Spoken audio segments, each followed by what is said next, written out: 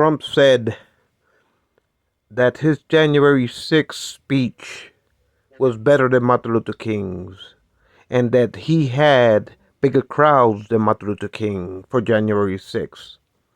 Now, this is an event where they almost blew up the Vice President Kamala Harris with 2 pipe bombs, where they almost hanged Mike Pence, where they almost killed Nancy Pelosi,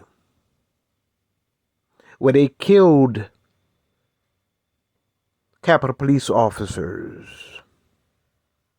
That somehow this damnation of a day, somehow in his derangement of vanity disorder, that somehow that movement of Trumpery, the tragedy of January 6th, that somehow in his head is more glorious than the righteous day of liberty of the Martin Luther King I Had a Dream speech.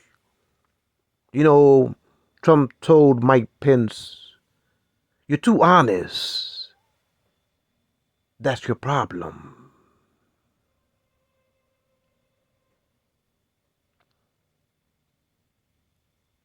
And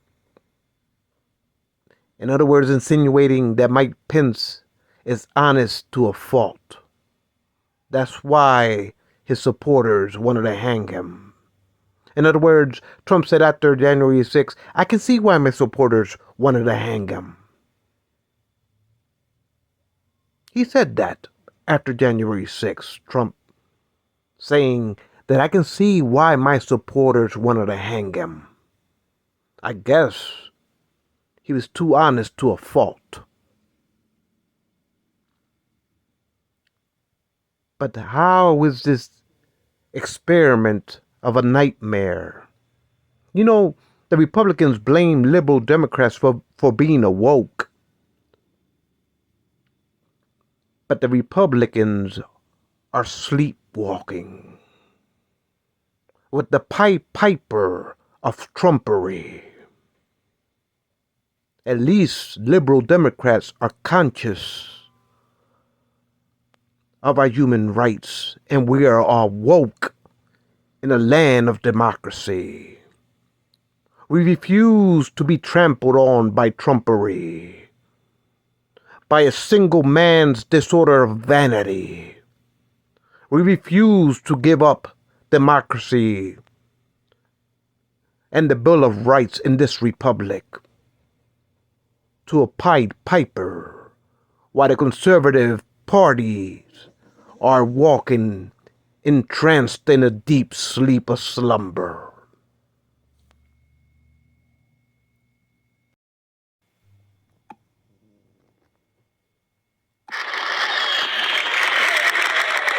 I am happy to join with you today in what will go down in history as the greatest demonstration for freedom in the history of our nation.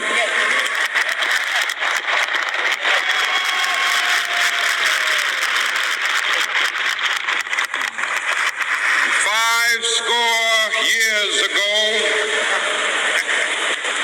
a great American in whose symbolic shadow we stand today signed the Emancipation Proclamation.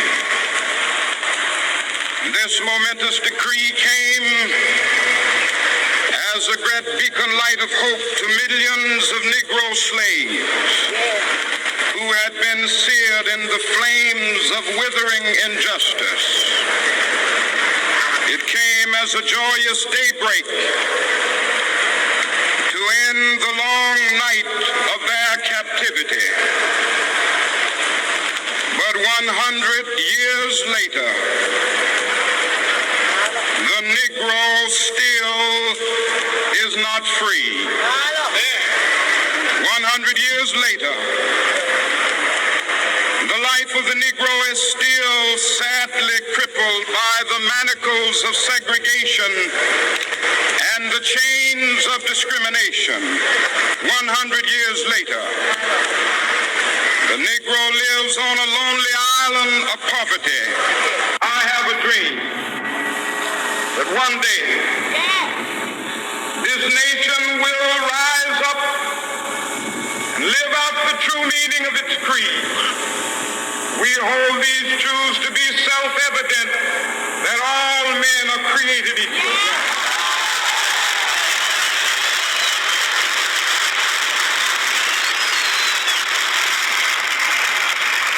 I have a dream that one day on the red hills of Georgia, the sons of former slaves and the sons of former slave owners will they be able to sit down together at the table of brotherhood. I have a dream that one day, even the state of Mississippi, a state sweltering with the heat of injustice, sweltering with the heat of oppression, will be transformed into an oasis of freedom and justice. I have a dream. My poor little children will one day live in a nation where they will not be judged by the color of their skin, but by the content of their character. I have a dream today.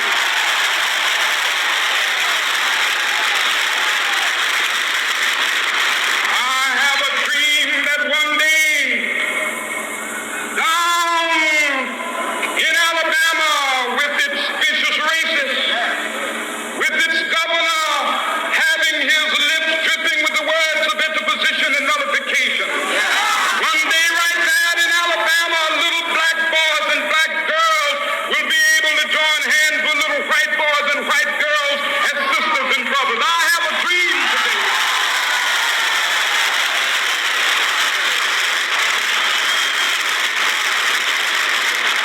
I have a dream that one day every valley shall be exalted, and every hill and mountain shall be made low, the rough places will be made plain, and the crooked places will be made straight, and the glory of the Lord shall be revealed, and all flesh shall see it together. This is our hope. This is the faith that I go back to the South with. With this faith, we will be able to hew out of the mountain of despair a stone of hope. With this faith, we will be able to transform the jangling discords of our nation into a beautiful symphony of brotherhood. With this faith, we will be able to work together, to pray together, to struggle together, to go to jail together, to stand up for freedom together, knowing that we will be free one day.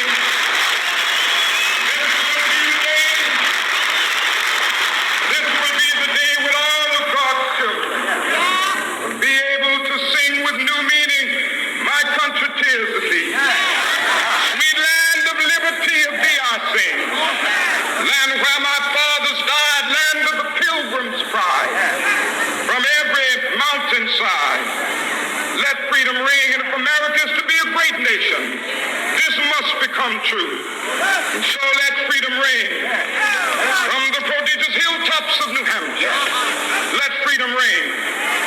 From the mighty mountains of New York, let freedom ring. From the heightening Alleghanies of Pennsylvania, let freedom ring. From the snow-capped Rockies of Colorado, let freedom ring. From the curvaceous slopes of California.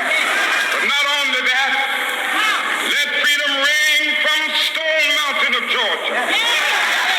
Let freedom ring from Lookout Mountain of Tennessee. Let freedom ring from every hill and molehill of Mississippi, from every mountainside. Let freedom ring, and when we allow freedom ring, when we let it ring from every village and every hamlet, from every state and every city, we will be able to speed up that day when all of God's children, black men and white men, Jews and Gentiles, Protestants and Catholics, will be able to join hands and sing in the words of the old Negro spiritual, free at last, free at last, thank God Almighty, we are free at. You know, America was born by the migrants of the founding fathers. Since then, it's always been a republic of migration, a beacon of liberty, a beacon of the Bill of Rights. So while Trump is creating mass concentration camps, when the detainees are packed tightly as migrants, when you see captivity of these migrants, yeah, you will see Latinos, Africans, Muslims, Asians, people of all stripes from all around the world gathered up in concentration camps of Trumpery.